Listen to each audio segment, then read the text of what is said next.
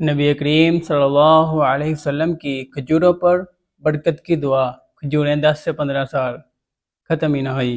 سیدنا ابو ہریرہ رضی اللہ تعالیٰ عنہ فرماتے ہیں کہ میں کچھ کھجوریں لے کر نبی کریم صلی اللہ علیہ وسلم کی خدمت میں حاضر ہوا اور میں نے عرض کیا، اللہ کے رسول، ان کھجوروں پر برکت کی دعا فرما دیجئے۔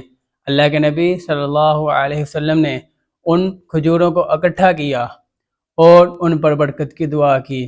اللہ کے نبی صلی اللہ علیہ وسلم نے سیدنا ابو ہریرہ رضی اللہ تعالیٰ عنہ سے کہا، تم اس کو توشہ دان میں جا کر رکھ دو، اور جب تم اس میں سے کچھ لینے کا ارادہ کرو تو اس میں ہاتھ ڈالو اور اس کو لے لو، لیکن ان کو بکھیرنا نہیں ہے، ان کو الگ نہیں کرنا۔ سیدنا ابو ہریرہ رضی اللہ تعالیٰ کہتے ہیں کہ ہم نے اتنے وسق ان کھجوروں میں سے اللہ کی راہ میں خرچ کیے، خود بھی کھاتے رہے، لوگوں کو بھی کھلاتے رہے، لیکن اس میں کمی واقع نہ ہوئی۔